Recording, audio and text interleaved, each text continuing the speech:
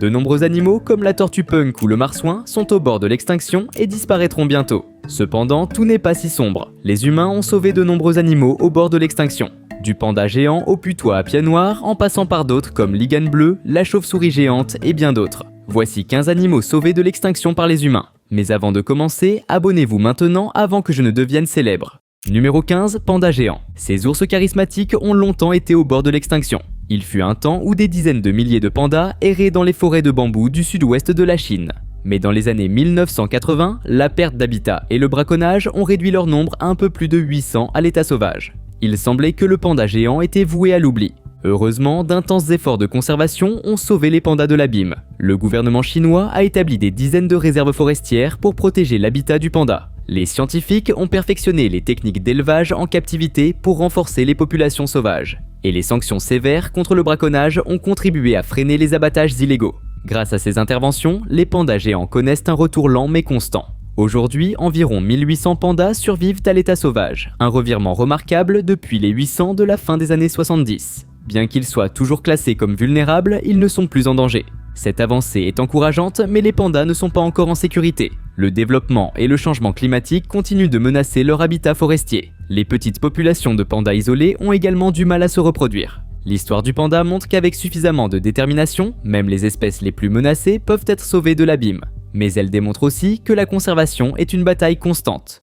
Numéro 14, loutre de mer. La loutre de mer est un mammifère marin attachant en raison de son apparence adorable et de son comportement joueur. Cependant, ces créatures à moustache ont été chassées jusqu'au bord de l'extinction pour leur fourrure dense et douce. Au début du XXe siècle, elles étaient pratiquement exterminées avec seulement environ 1000 loutres de mer sur la côte californienne. Les humains ont directement contribué au déclin drastique de la population de loutres de mer en raison de la chasse excessive. Heureusement pour les loutres de mer, les efforts de conservation ont permis à l'espèce de se rétablir. Le traité international sur les phoques de 1911 a interdit la chasse à grande échelle et protégé les populations de loutres de mer afin qu'elles puissent récupérer. La loi sur la protection des mammifères marins et la loi sur les espèces en voie de disparition des années 1970 ont offert une protection supplémentaire. Grâce à ces lois, le nombre de loutres de mer a considérablement augmenté. Aujourd'hui, on estime qu'il y a environ 3000 loutres de mer du Sud en Californie et plus de 100 000 loutres de mer au total le long de la côte ouest de l'Amérique du Nord. Bien que les protections légales aient sauvé les loutres de mer du bord de la disparition, elles font toujours face à des menaces constantes. Les déversements de pétrole, la pollution et l'enchevêtrement dans les filets de pêche prélèvent leur tribut. Et le retour de leurs prédateurs historiques, les orques, présente un nouveau danger. Avec des prédateurs apex comme les grands requins blancs et les baleines décimées par les activités humaines, les orques ont élargi leur régime alimentaire pour se nourrir de loutres de mer. Numéro 13, bisons d'Amérique. Les sabots retentissants de dizaines de millions de bisons résonnaient autrefois dans les grandes plaines d'Amérique du Nord. Mais à la fin du 19e siècle, la chasse excessive avait décimé les troupeaux emblématiques et conduit l'espèce au bord de l'extinction. Avec peut-être seulement 1000 animaux restants, les perspectives pour le bison américain étaient sombres. Cependant, quelques visionnaires sont intervenus pour sauver ces bêtes majestueuses, commençant par de petits troupeaux privés et plaidant pour la protection gouvernementale.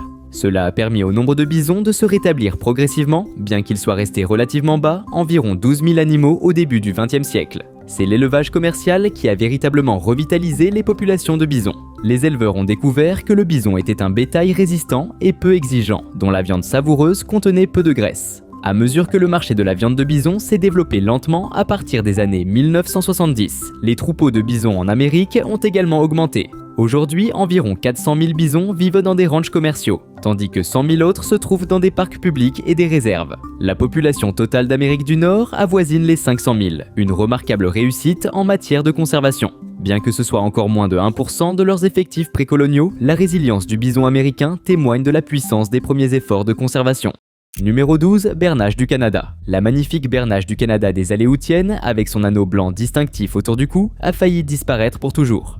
Ces oies étaient autrefois comptées par dizaines ou centaines de milliers dans les îles aléoutiennes d'Alaska. Mais les renards arctiques introduits, avides d'un repas facile, ont décimé les oies. En 1962, seul un petit vestige de 200 à 300 oies luttait pour survivre sur l'île Buldir isolée. Les conservationnistes sont entrés en action. Les quelques oies restantes ont été déclarées espèces en danger en 1967. Les interdictions de chasse ont donné un répit aux oiseaux harcelés. Les équipes ont laborieusement piégé les renards sur les îles de nidification, restaurant des refuges sûrs pour les oies. Entre 1974 et 1995, environ 1700 oies ont été transférées de Buldir vers des îles sans renards. L'élevage en captivité et les libérations ont renforcé les populations sauvages. L'habitat d'hivernage a été sécurisé.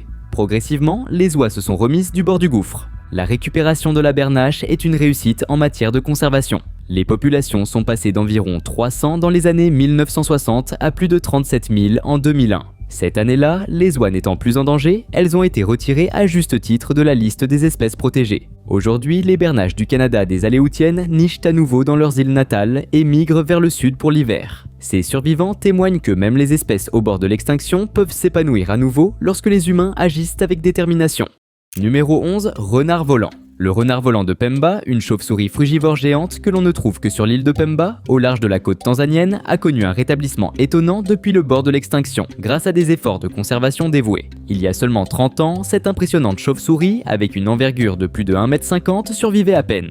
À la fin des années 1980, le nombre de renards volants de Pemba avait diminué à seulement quelques centaines en raison de la déforestation extensive de leur habitat et de la chasse excessive. Au milieu des années 1990, on estimait que la population était comprise entre seulement 4600 et 5500 chauves-souris. Les chauves-souris étaient considérées comme un mets délicat par les habitants et étaient intensément chassées, les rapprochant dangereusement de l'extinction. Des projets de reboisement et des programmes éducatifs communautaires ont été lancés dans les années 1990 pour protéger l'espèce. Les interdictions de chasse et les nouvelles réserves de faune ont également aidé la population à commencer à se rétablir. En 2008, la population avait augmenté à un nombre estimé entre 22 000 et 35 600 individus. De quelques centaines de chauves-souris en 1989 à plus de 20 000 aujourd'hui, ce retour impressionnant depuis le bord de l'extinction est une histoire de réussite inspirante en matière de conservation. Le renard volant de Pemba fait toujours face à des menaces dues à la perte d'habitat et aux perturbations humaines. Mais armés d'une plus grande appréciation publique pour ces chauves-souris géantes, les initiatives de conservation en cours cherchent à assurer leur survie continue. Numéro 10, tamarin lion doré. Au début des années 1970, il ne restait étonnamment qu'environ 200 de ces beaux singes à l'état sauvage. Avec leur magnifique pelage doré rougeâtre et leurs longues crinières style lion encadrant des visages presque entièrement noirs, ils étaient dangereusement près d'être perdus à jamais. Des efforts de conservation intensifs et innovants ont aidé à les ramener du bord, avec la population sauvage maintenant rétablie à environ 4800. Il est difficile de croire qu'il y a seulement 50 ans, ces singes charismatiques étaient en danger critique et au bord de disparaître complètement. La perte et la fragmentation massive de l'habitat, alors que leur foyer dans la forêt atlantique du Brésil était détruit, avaient laissé l'espèce lutter pour survivre. La collecte pour le commerce illégal d'animaux de compagnie avait également dépouillé les forêts de ces primates dorés. Dans un acte inspirant de conservation humaine, des scientifiques et des institutions comme le Zoo national du Smithsonian se sont unis pour sauver le tamarin lion doré.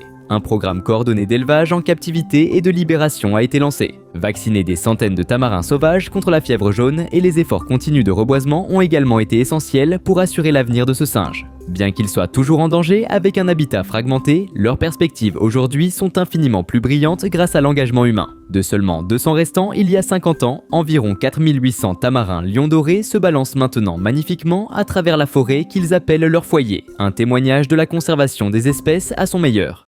Numéro 9, ours noir de Louisiane. L'ours noir de Louisiane, qui comptait autrefois plus de 80 000 spécimens, errait largement sur plus de 97 millions d'hectares de terre en Louisiane et dans les États voisins. Mais dans les années 1950, la perte d'habitat et la chasse excessive avaient décimé l'espèce à environ 150 ours confinés dans de petits coins des forêts de Louisiane. Au bord de l'extinction, l'ours noir de Louisiane a été répertorié comme menacé sous la loi des espèces en danger en 1992. Cela a fourni la protection tant nécessaire pour les ours restants et a catalysé les efforts pour restaurer leur habitat diminuant.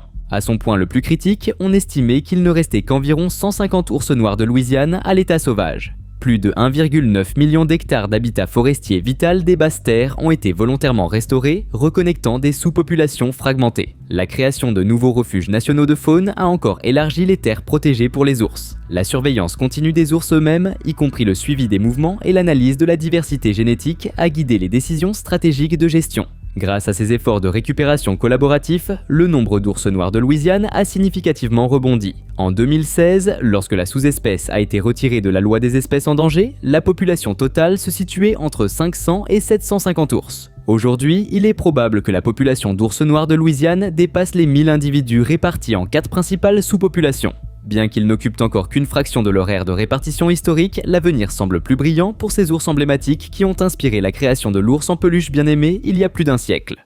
Numéro 8, lynx ibérique. Le lynx ibérique, un félin sauvage tacheté que l'on ne trouve que dans la péninsule ibérique, a connu un retour incroyable depuis le bord de l'extinction grâce à des efforts de conservation dévoués. À un moment au début des années 2000, il restait moins de 100 lynx ibériques à l'état sauvage. Ce félin timide à barbe épaisse luttait pour survivre alors que son habitat se perdait et que sa principale proie, le lapin européen, était décimé par les maladies. Avec si peu d'adultes reproducteurs, l'extinction semblait imminente. Heureusement, un ambitieux programme d'élevage en captivité et de libération a aidé à sauver le lynx ibérique du bord de l'extinction. Les conservationnistes ont soigneusement élevé des lynx dans des centres spéciaux, maximisant la diversité génétique. Au fil des ans, près de 500 chatons sont nés et ont été élevés. À mesure que la population en captivité grandissait, des lynx étaient libérés dans de nouvelles zones pour établir des populations sauvages. De seulement 2 poches isolées en Espagne dans les années 2000, il y a maintenant des populations prospères réparties tant en Espagne qu'au Portugal. Parallèlement au programme d'élevage, les conservationnistes ont travaillé pour protéger et restaurer l'habitat de broussailles dont le lynx dépend. Ils ont également aidé les populations de lapins, la principale source de nourriture du lynx, à se remettre des épidémies de maladies. Le résultat de tous ces efforts a été remarquable. De moins de 100 à leur point le plus bas, la population de lynx ibérique est montée à environ 700 aujourd'hui. Bien qu'un travail continu soit encore nécessaire, en particulier pour réduire les fatalités sur les routes, le lynx ibérique n'est plus en risque immédiat d'extinction. Ce félin sauvage emblématique est passé du bord de l'extinction à une population croissante et est devenu un symbole de ce qui peut être accompli lorsque les humains prennent des mesures pour inverser les dommages et protéger la faune sauvage.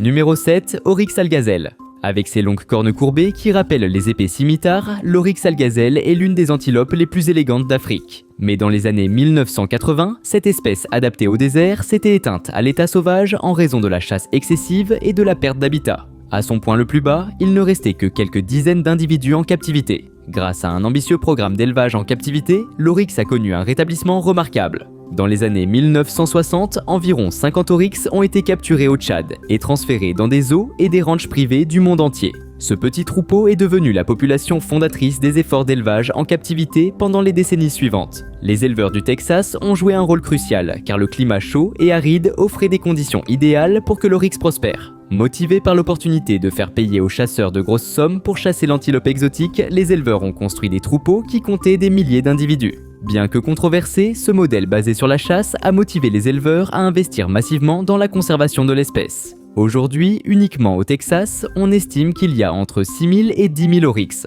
comparé aux quelques dizaines au point le plus bas de l'espèce. Ces populations considérables en captivité ont jeté les bases de programmes ambitieux de réintroduction visant à restaurer l'oryx à l'état sauvage. À partir de 2016, plus de 100 oryx élevés en captivité ont été transportés des Émirats arabes unis au Tchad et libérés dans une réserve protégée qui était leur bastion. Équipés de colliers de suivi, les oryx sont extrêmement bien adaptés, les femelles donnant déjà naissance aux premiers veaux nés à l'état sauvage depuis des décennies. Si ce succès continue, les conservationnistes espèrent que le nombre d'oryx atteindra les 500 en quelques années.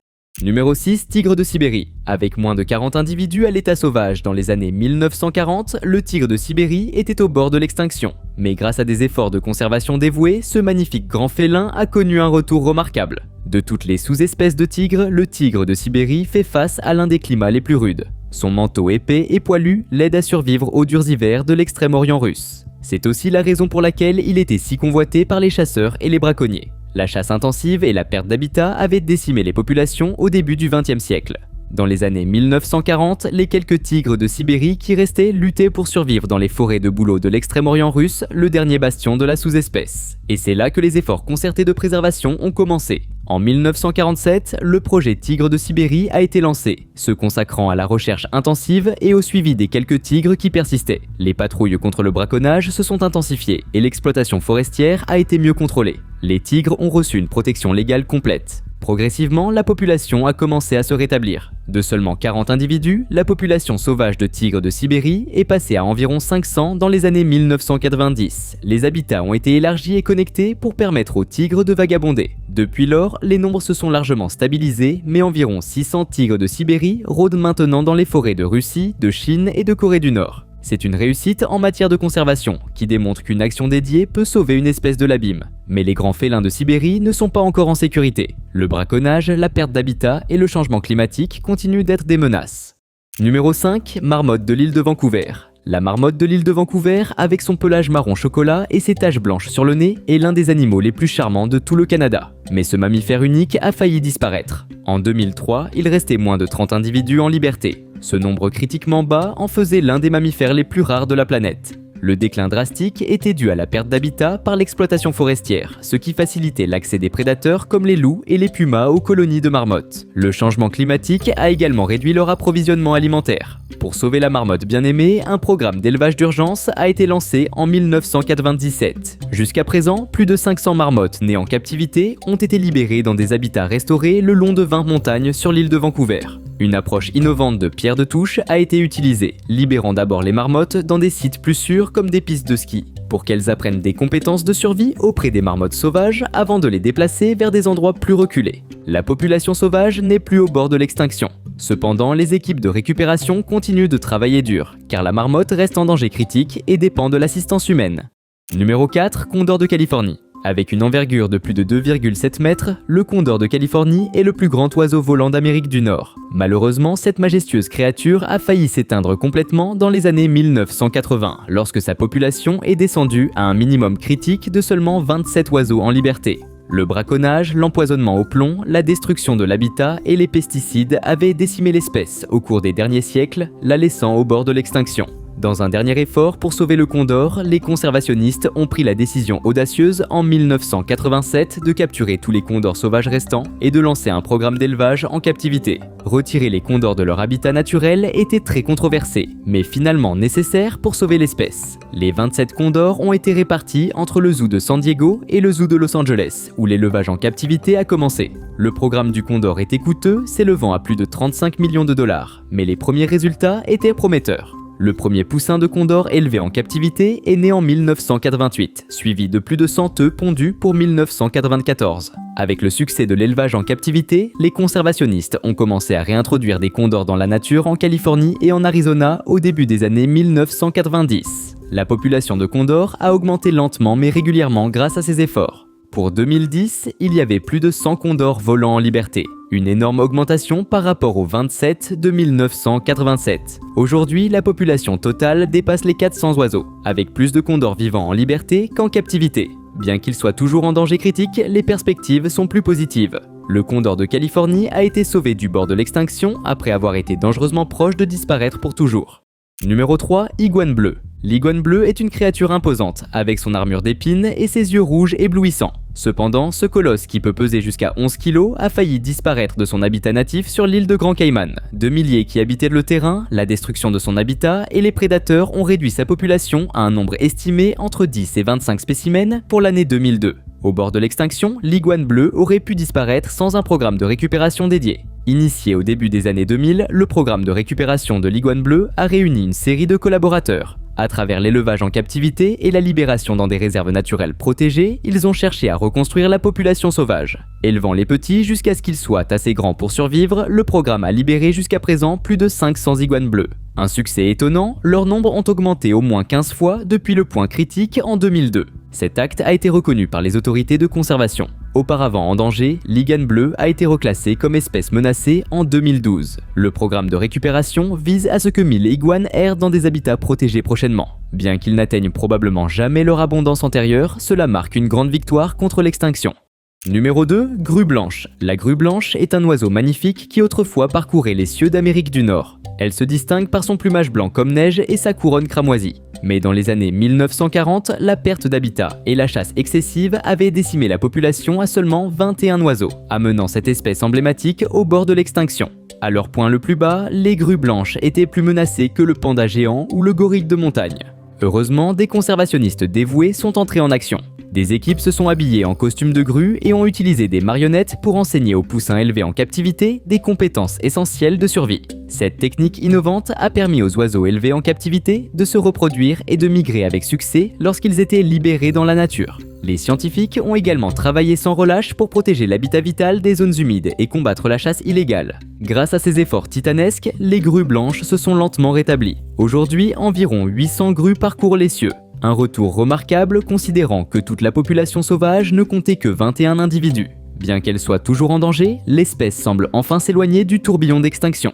Numéro 1, putois à pieds noirs. Avec son masque distinctif et ses pattes noires, le charismatique putois à pieds noirs s'étendait autrefois sur les grandes plaines d'Amérique du Nord. Cependant, ce féroce prédateur de chiens de prairie a fait face à l'extinction dans les années 1970. À son point le plus bas, il ne restait que 18 individus à l'état sauvage. Aujourd'hui, grâce à un programme d'élevage en captivité et de réintroduction extraordinairement réussi, plus de 300 putois à pieds noirs parcourent à nouveau les prairies. Le destin du putois à pieds noirs a toujours été lié à celui du chien de prairie, sa principale source de nourriture. À mesure que les colonies de chiens de prairie ont été décimées par la perte d'habitat, les maladies et l'empoisonnement, le nombre de putois a diminué en parallèle. La dernière population sauvage a lutté pour survivre au Wyoming jusqu'à ce que des épidémies de maladies les exterminent presque en 1985. Face à l'extinction imminente, les conservationnistes sont intervenus pour capturer les 18 putois restants. Ce groupe hétéroclite de 7 mâles et 11 femelles a formé la population d'élevage en captivité. À partir de ce petit groupe génétique, des miracles sont apparus. Les premiers petits nés en captivité sont arrivés en 1987. Au cours des décennies suivantes, des zoos et des installations d'élevage ont produit des milliers de petits putois. Ensuite, des projets soigneux de réintroduction ont été menés, commençant en 1991 au Wyoming. Il y a eu des triomphes et des revers, y compris des épidémies de peste. Mais le putois s'est accroché à la vie. Pour 2015, il y avait plus de 200 individus matures à l'état sauvage. Aujourd'hui, les perspectives pour le putois à pierre noire restent fragiles mais prometteuses. L'élevage en captivité continue de fournir de nouvelles générations, avec plus de 300 putois survivant maintenant à l'état sauvage. La peste reste une menace, donc la vaccination et le contrôle des maladies sont des défis constants. Mais si le succès actuel continue, une récupération complète est maintenant imaginable pour une espèce que nous avons cru perdue un jour. À propos, saviez-vous que les pangolins sont en danger? En fait, ils sont l'animal le plus trafiqué au monde. De plus, ils sont incroyablement rares. Si vous êtes curieux des pangolins et d'autres animaux rares comme celui-ci ou celui-là, regardez cette vidéo. 15 animaux les plus rares découverts à ce jour.